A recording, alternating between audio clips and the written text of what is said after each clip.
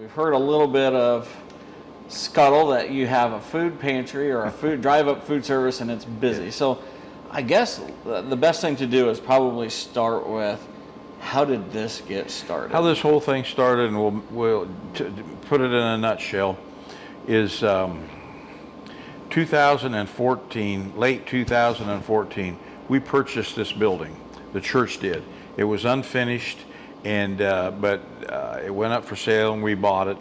2015, I took over as pastor, and the building sat here for a couple years, and through a whole ordeal, my wife and another lady went into the food bank in Oskaloosa and saw what they were doing, and they knew that there was a need here in the community. And they put their heads together and started, and my wife got a hold of Food Bank of Iowa, and we started off that way. And we started in the church basement of Caddy Corner across the lot here. And we started out, and I think we had the first time we went through, we had like 25 people.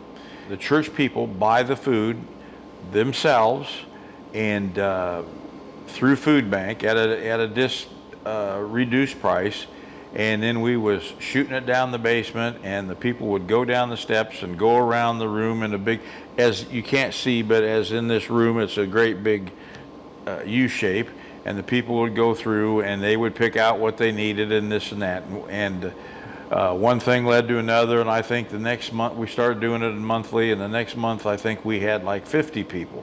So we knew we were on the right track, and anyhow, it kept growing and growing, and it's a lot of work. We were shooting this stuff down, the food, 2, 3, 5, 6 pallets of food at a time, depending what we could get for the right price.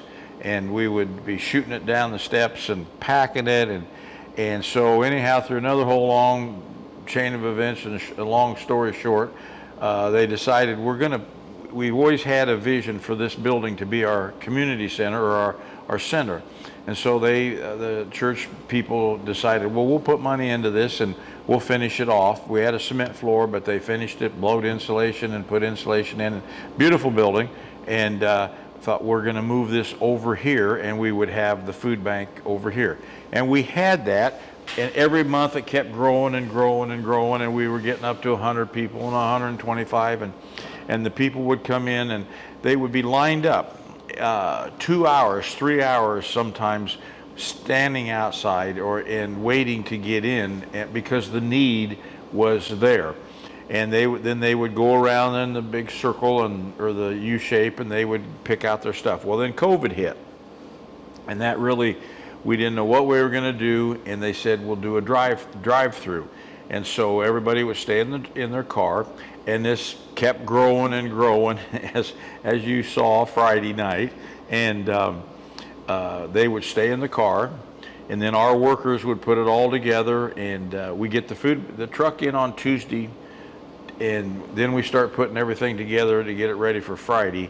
And then the people would drive up, and our people would take it out. And Friday night, we did, from 13 towns, we did, I think 51 cars went through from 13 towns, and we did 260 or 65 people got food for their needs. So it's every month it's getting bigger and bigger. We're as you saw, you guys were here, and you saw it was packed in here, and it's action packed when it's going on. It's the fastest 2 hours that you'll ever have. And now we're just kind of sitting here cooling off and starting all over for next month. So yep. I know that you rely on volunteers. Yes. For the labor, you also rely upon the generosity of others to help make that happen. Absolutely. We have businesses that give. We have one individual over in Hayesville that has put on his website, and if you come in and bring in sacks of groceries, he'll give you a discount on his product. And he has called us, and they've been very generous, and we get a lot of product from there. And all the different people in the area, and different businesses have donated. And you say, well, is there really a need there and all this or that, or is there a repetition? Yeah, there's some people that abuse the system. You're going to have that in anything you do, you're going to have that. But that's, you got to take that in consideration. But just for instance, Friday night after you guys left, there was a lady that came through in a nice vehicle, and I go out and I take their name and all that. We have to do that for records and all this that. And anyhow, I says, well, how are you doing? And she says, I'm really embarrassed. And I says, well, why would you be embarrassed? And she says, because we've worked hard and we've had things, and my husband has been laid off, and now we're having to realign and scrape and all this that.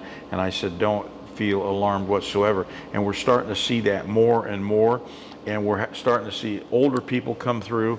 And this is really the tragic thing, that another thing is that people, older people especially, are coming through on fixed income, and they have bottom line is, it's either their health insurance is going up, or they're in the gap of their insurance till the first of the year, and so they're going to have to pay full price for their medications, or it's food.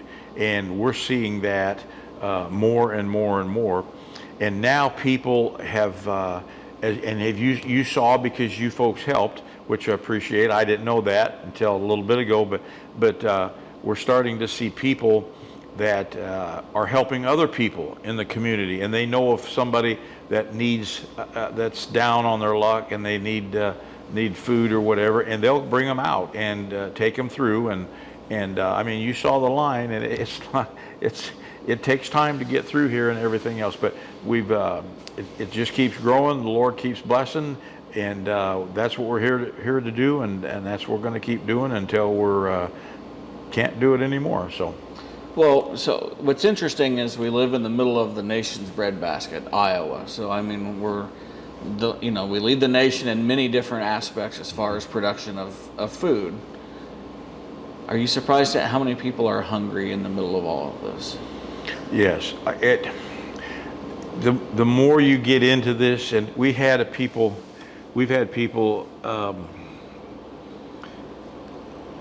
I won't say where, but we've had people call that they're out of food. They don't know what they're going to do, and their kids need food or whatever, and we've come in and loaded up and taken it to them and all this or that, because of the economy, because of COVID, because of all the things that has happened.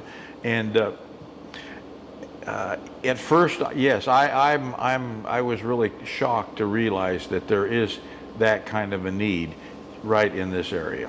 The other one that might be shocking to folks is, some folks that might, or families that might get SNAP or food stamps, as they might have done it before in the past, that kids are still hungry. Yes. There could be a million reasons. Maybe there's just not enough money that comes in, or maybe the parents have some other reason that the food's not making it to the kids. Are you surprised at how many kids are really hungry? Yes. In fact, we're working on, just in this area alone, there's kids that are in need of food, and we're trying to, and we hear this, and if they call us, they've got our number. They can go to our Facebook website and get the information. We've got volunteers that'll get a hold of us, and they'll come over. But if they'll get a hold of us, and if they're in a need, we will come over and we'll open up. We'll get them through the month or whatever we need to do. But we're working, and this is another thing we're trying to get figured out, is to do a pantry. So between food bank trucks distribution, we'll have this open maybe once or twice a week for people just to come in and pick up food. So that's in the process. We're still having to work out a lot of details. This you got to go through a lot of red tape and do a lot of stuff. And my wife does all the ordering. She does all this kind of stuff. So don't ask me where she's at. I don't know. I just let her do her thing. So, but we're working on that, and it's coming. And all of that takes volunteer hours, not just money, Absolutely. but volunteer hours. Absolutely. So people reach out in your Facebook page and say, "Hey, I want to volunteer." Is that how that would happen? You saw that. It's a lot of work pulling carts out and doing all the work. So it's hard work, but our people are good, and they step up to the plate, not only giving but working, and they don't seem to mind whatsoever. You just put out the word and they're there. Tell everybody that this is open to the public. It's free, no charge. All they have to do is show up. Drive through, they get food, we'll help them. That's what we're here for, to help them. And the last thing is we want them to do is feel like they're embarrassed because they need help. Because everybody needs help sometime or another in their life, and we'll help them, we'll get them through. We're here for the people. That's what it's all about. And if they need help, get a hold of us. We're on the Facebook.